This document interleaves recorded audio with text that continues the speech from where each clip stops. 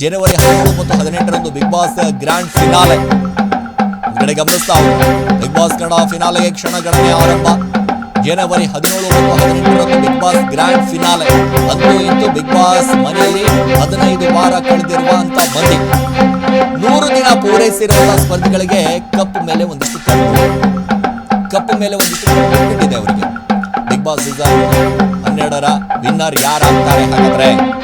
Big boss season 12ರ winner ಗಿಲ್ಲಿನ ಅಥವಾ ಅಶ್ವಿನಿನ? S, ಈ ರೀತಿಯಾದಂತಹ ಪ್ರಶ್ನೆ ಸಹಜವಾಗಿ ಮೂಡ್ತಾ ಇದೆ ಎಲ್ಲರಲ್ಲೂ ಕೂಡ. ಯಾರು ವಿನ್ ಆಗಬಹುದು ನೋಡಿ? ಬಿಗ್ ಬಾಸ್ ಸೀಸನ್ 12ರಲ್ಲಿ ಗಿಲ್ಲಿ ಗೆಲ್ತಾರಾ ಅನ್ನೋದೇ ಡೌಟು. ಎಸ್, ಗಿಲ್ಲಿ ನಟನಿಗೆ ಟಕ್ಕರ್ ಕೊಡ್ತಿರುವಂತಹ ಅಶ್ವಿನಿ ಗೌಡ ಇವರ ಕುತೂಹಲ ಮೂಡಿಸಿರುವಂತಹ ಬಿಗ್ ಬಾಸ್ ಫಿನಾಲೆಯಲ್ಲಿ. ಸೊ ಸಾಕಷ್ಟು ಫಿನಾಲೆ ಹತ್ರ ಬರ್ತಾ ಇದೆ ಸ್ವಾಮಿ. ಈ ಹತ್ರ ಬರ್ತಿದ್ದ ಹಾಗೆ ಒಂದಿಷ್ಟು ಇನ್ನೇನ್ರಿ 17ನೇ 18ನೇ ತಾರೀಕು ಸಹಜವಾಗಿ ಗಮನಿಸ್ತಾ ಹೋದರೆ ಒಂದು ವಾರದಲ್ಲಿ ಕೊನೆಯದಾಗಿ ಕ್ಯಾಪ್ಟನ್ ಆದರೂ ಧನುಷ್ ಒಂದು ಕಡೆ. ಸೊ ಹಿಂಗೆ ಏನು ಕತೆ ಏನಾಗಬಹುದು ಅನ್ನುವಂಥ ಲೆಕ್ಕಾಚಾರ. ಸೊ ಅಂತೂ ಇಂತೂ ಫೈನಲ್ಗೆ ಬಂತ್ರಿ. ನಾವು ಇಷ್ಟು ದಿನಗಳ ಕಾಯ್ತಾ ಇದ್ವಿ. ಬಿಗ್ ಬಾಸ್ ಮನೆಯಲ್ಲಿ ಪ್ರತಿಯೊಬ್ಬರ ಆಟ ನೋಡ್ತಾ ಇದ್ವಿ, ಪ್ರತಿಯೊಬ್ಬರ ವ್ಯಕ್ತಿತ್ವವನ್ನು ನೋಡ್ತಾ ಇದ್ವಿ. ಯಾರು ಯಾವ ರೀತಿಯಾಗಿ ಸ್ಟ್ರಾಟಜಿಯನ್ನು ಮಾಡ್ತಾಯಿದ್ರು, ಯಾವ ರೀತಿಯಾಗಿ ಗೇಮನ್ನು ಮಾಡ್ತಾಯಿದ್ರು, ಯಾವ ರೀತಿಯಾಗಿ ಗೇಮ್ ಆಡಿಸಿದ್ರು, ಅದರ ಜೊತೆಗೆ ಮ್ಯಾನಿಪ್ಲೇಟು, ಆ ಪ್ಲೇಟು, ಈ ಪ್ಲೇಟು, ಎಲ್ಲ ಪ್ಲೇಟು, ಅದ್ರ ಜೊತೆಗೆ ಗಿಲ್ಲಿ ಆಡಿದಂಥ ಒಂದಿಷ್ಟು ಮಾತುಗಳು, ಸಿಕ್ಕಾಪಟ್ಟೆ ಕಾಮಿಡಿ, ಸಿಕ್ಕಾಪಟ್ಟೆ ಟ್ರೋಲ್ ಆಗಿರುವಂಥದ್ದು. ರಕ್ಷಿತಾ ಆಗಿರ್ಬೋದು, ರಾಶಿಕಾ ಆಗಿರ್ಬೋದು, ರಘು ಅವರಾಗಿರ್ಬೋದು, ಧ್ರುವಂತ್ ಆಗಿರ್ಬೋದು, ಧನುಷ್ ಆಗಿರ್ಬೋದು, ಅಶ್ವಿನಿ ಗೌಡ ಆಗಿರ್ಬೋದು, ಗಿಲ್ಲಿ ನಟ ಆಗಿರ್ಬೋದು, ಏನು ಉಳಿದಿದ್ದಾರಲ್ಲ ಧನುಷ್, ಇವರೆಲ್ಲರೂ ಕೂಡ ಒಂದು ಕಡೆ ಗಮನಿಸ್ತಾ ಹೋದರೆ ಈಗಿರುವಂಥ ಪ್ರೆಸೆಂಟ್ ಹೈಲೈಟ್ ವ್ಯಕ್ತಿಗಳು. ಸೊ ಬಿಗ್ ಬಾಸ್ ಇಷ್ಟು ದಿನಗಳ ಕಾಲ ಆಯಿತು, ಬಟ್ ಇದೀಗ ಏನಿದ್ದಾರಲ್ಲ ಇವರೆಲ್ಲರೂ ಕೂಡ ಹೈಲೈಟ್ ಕ್ಯಾಂಡಿಡೇಟ್. ಹೈಲೈಟ್ ಅಂತಂದರೆ ಸಿಕ್ಕಾಪಟ್ಟೆ ಹೈಲೈಟು. ಸೊ 15 ವಾರ ಕಳೆದಿರುವಂಥ ಈ ಮನೆ ಮಂದಿಗೆ ಒಂದು ಕಡೆ ಗಮನಿಸ್ತಾ ಹೋದರೆ ಬಿಗ್ ಬಾಸ್ ಕಪ್ ಮೇಲೆ ಒಂದಿಷ್ಟು ಕಣ್ಣು. ನಮಗೆ ಕಪ್ ಗೆಲ್ಲಲೇಬೇಕು, ನಾನೂ ಕೂಡ ಒಂದಿಷ್ಟು ಹವಾ ಮಾಡಬೇಕು, ನಾನೂ ಕೂಡ ಗೆದ್ದು ಬೀಗಬೇಕು.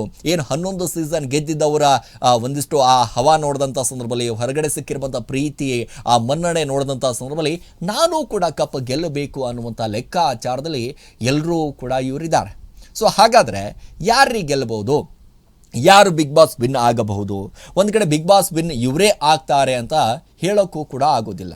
ಕೊನೆ ಕ್ಷಣದಲ್ಲಿ ಏನಾದರೂ ಕೂಡ ಬದಲಾವಣೆಯೂ ಕೂಡ ಆದರೂ ಆಗಬಹುದು. ನಾವೇನು ಊಹೆ ಮಾಡಿರ್ತೀವಿ, ಇಲ್ಲ ಇದೇ ವ್ಯಕ್ತಿ ಗೆಲ್ತಾನೆ, ಅಲ್ಲ ಇವರೇ ಗೆಲ್ತಾರೆ ಅಂತ ನಾವು ಊಹೆ ಮಾಡೋಕ್ಕಾಗೋದಿಲ್ಲ. ಯಾಕೆ ಅಂತಂದರೆ ಈ ಬಾರಿ ಬಿಗ್ ಬಾಸ್ ಏನಿದೆಯಲ್ಲ, ಎಕ್ಸ್ಪೆಕ್ಟೆಡ್ ಅನ್ಎಕ್ಸ್ಪೆಕ್ಟೆಡ್ ಅನ್ನುವಂಥ ಲೆಕ್ಕಾಚಾರ.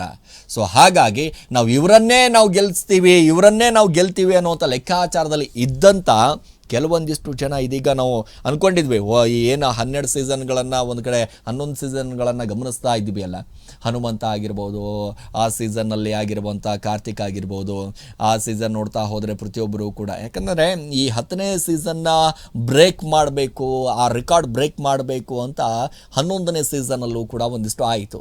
ಅದಾದ ನಂತರ 12ನೇ ಸೀಸನಲ್ಲೂ ಕೂಡ ಒಂದಿಷ್ಟು ಇಲ್ಲ, ನಾವು 10ನೇ ಸೀಸನ್ನಲ್ಲಿ ಆದಂಥ ವಿನಯ್ ಆಗಿರ್ಬೋದು, ಸಂಗೀತ ಶೃಂಗೇರಿ ಆಗಿರ್ಬೋದು, ಕಾರ್ತಿಕ್ ಆಗಿರ್ಬೋದು, ಅದರ ಜೊತೆಗೆ ಡ್ರೋನ್ ಪ್ರತಾಪ್ ಆಗಿರ್ಬೋದು, ಸಾಕಷ್ಟು ಜನ, ಅದರ ಜೊತೆಗೆ ತನಿಷಾ ಅವರಾಗಿರ್ಬೋದು, ಏನು ಇವರಿದ್ರಲ್ಲ ಒಬ್ಬೊಬ್ಬರು ನಿಜವಾಗಲೂ ಕೂಡ ಇಂಥ ಫೈಟ್ ಕಂಡ್ರೆ, ಅದು ಎಂತಿಂಥ ಟಫ್ ಕಂಟೆಂಟರ್ ಇದ್ದರು, ಎಂತಿಂಥ ಟಫ್ ಸ್ಪರ್ಧಿಗಳಿದ್ರು ಅಂತಂದರೆ 10ನೇ ಸೀಸನು.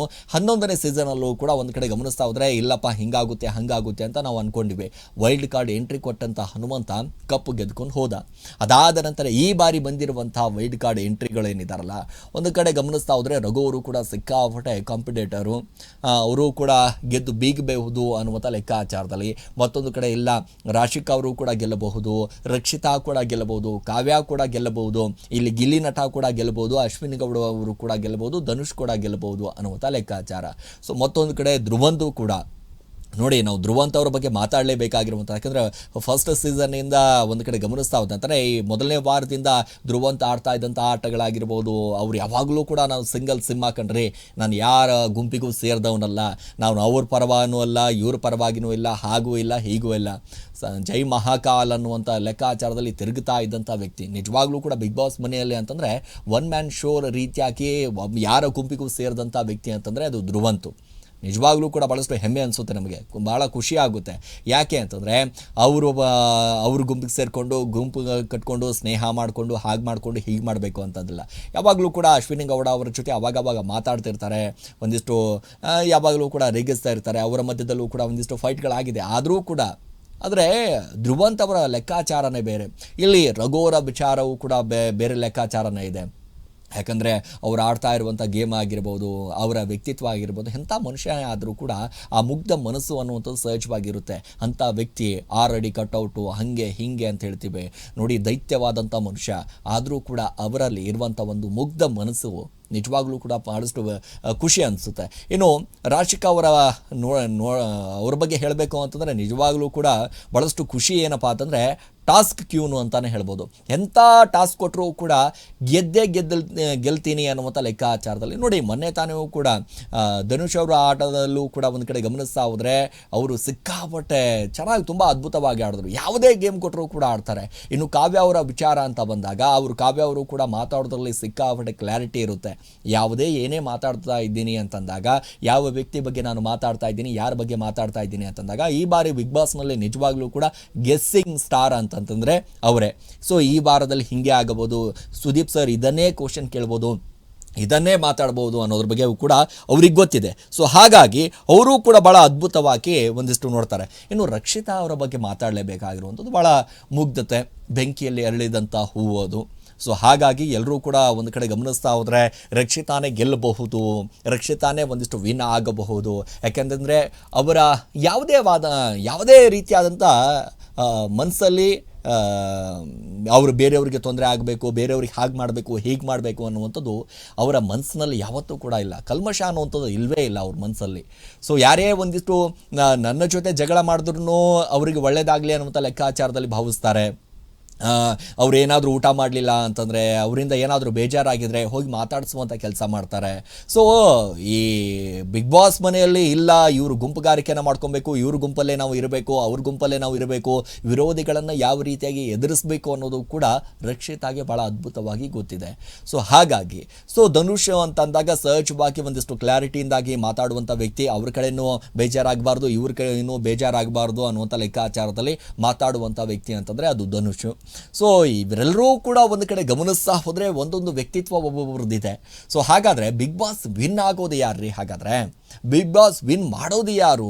ಯಾರ ವ್ಯಕ್ತಿತ್ವ ಇಲ್ಲಿ ಜನರಿಗೆ ಇಷ್ಟ ಆಗ್ತಾ ಇದೆ? ಹೌದಪ್ಪ, ಇವರ ವ್ಯಕ್ತಿತ್ವ ನಮಗೆ ತುಂಬ ಇಷ್ಟ ಆಯಿತು, ಅವರು ಮೊದಲಿನಿಂದ ಇಲ್ಲಿಯವರೆಗೂ ಕೂಡ ಒಂದು ಕಡೆ ಗಮನಿಸ್ತಾ ಹೋದರೆ, ಮೊದಲನೇ ವಾರದಿಂದ ಈ ವಾರದವರೆಗೂ ಕೂಡ ನೋಡ್ತಾ ಹೋದರೆ ಒಂದು ಚೂರು ಬದಲಾವಣೆ ಅನ್ನುವಂಥದ್ದು ಇಲ್ಲ ಅಂತ ಅಂದಾಗ ಆ ವ್ಯಕ್ತಿಯನ್ನು ನಾವು ಗೆಲ್ಲಿಸಬೇಕು ಅನ್ನುವಂಥದ್ದು. ನೋಡಿ, ಅಶ್ವಿನಿ ಗೌಡ ಅವರು ಸಿಕ್ಕಾಪಟ್ಟೆ ಮುಖವಾಡಗಳನ್ನು ಹಾಕ್ಕೊಂಡ್ರು, ಹಾಗೆ ಮಾಡಿದ್ರು ಹೀಗೆ ಮಾಡಿದ್ರು, ಸ್ಟ್ರಾಟಜಿ ಮಾಡಿದ್ರು, ಅದೆಲ್ಲವೂ ಕೂಡ ಮಾಡಿದ್ರು. ಬಟ್ ಗಿಲ್ಲಿ ನಟ ಎಲ್ಲೂ ಕೂಡ ಮುಖವಾಡ ಹಾಕಿಕೊಳ್ಳದೆ, ಯಾರಿಗೂ ಕೂಡ ಒಂದು ರೀತಿಯಾಗಿ ಯಾರಿಗೆ ಎಲ್ಲಿ ಟಾಂಗ್ ಕೊಡಬೇಕು, ಯಾರಿಗೆ ಎಲ್ಲಿ ಮಾತಾಡಬೇಕು ಅನ್ನೋದ್ರ ಬಗ್ಗೆ ಕೂಡ ಭಾಳಷ್ಟು ಕ್ಲಾರಿಟಿಯಿಂದ ಮಾತಾಡುವಂಥ ವ್ಯಕ್ತಿ.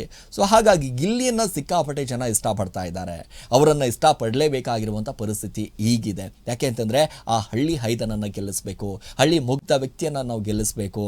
ಯಾಕೆಂತಂದರೆ ಆ ಗೆದ್ದಂಥ ಸಂದರ್ಭದಲ್ಲಿ ಆ ಸಂಭ್ರಮವನ್ನು ನಾವು ಕಾಣಿಸ್ಕೊಳ್ಬೇಕು ಅನ್ನುವಂಥ ಲೆಕ್ಕಾಚಾರದಲ್ಲಿ ಇದ್ದಾರೆ. ಸೊ ಹಾಗಾಗಿ ಯಾರಾಗ್ತಾರೆ ಏನಾಗ್ತಾರೆ ಅನ್ನುವಂಥದ್ದು ಕೂಡ ಭಾಳ ಸ್ಪಷ್ಟವಾಗಿ ಇಲ್ಲಿ ಒಂದು ಕಡೆ ಗಮನಿಸಬೇಕಾಗಿರುವಂಥದ್ದು. ಈಗ ಗಿಲ್ಲಿ ನಟ ಎಡವಿದ್ದಲ್ಲಿ ಮೈನಸ್ ಪಾಯಿಂಟ್ ಏನಾಯಿತು ಹಾಗಾದ್ರೆ ಅನ್ನುವಂಥ ಒಂದು ಪ್ರಶ್ನೆ ಸಹಜವಾಗಿ ಮೂಡುತ್ತೆ ನಮಗೆಲ್ರಿಗೂ ಕೂಡ. ಸೊ ಗಿಲ್ಲಿ ನಟ ಎಡವಿದ್ದಲ್ಲಿ ಹಾಗಾದ್ರೆ ಮೈನಸ್ ಪಾಯಿಂಟ್ ಏನು ಅನ್ನೋದ್ರ ಬಗ್ಗೆಯೂ ಕೂಡ ಒಂದಿಷ್ಟು ಗಮನಿಸಬೇಕಾಗುತ್ತೆ. ಸೊ ಗಿಲ್ಲಿ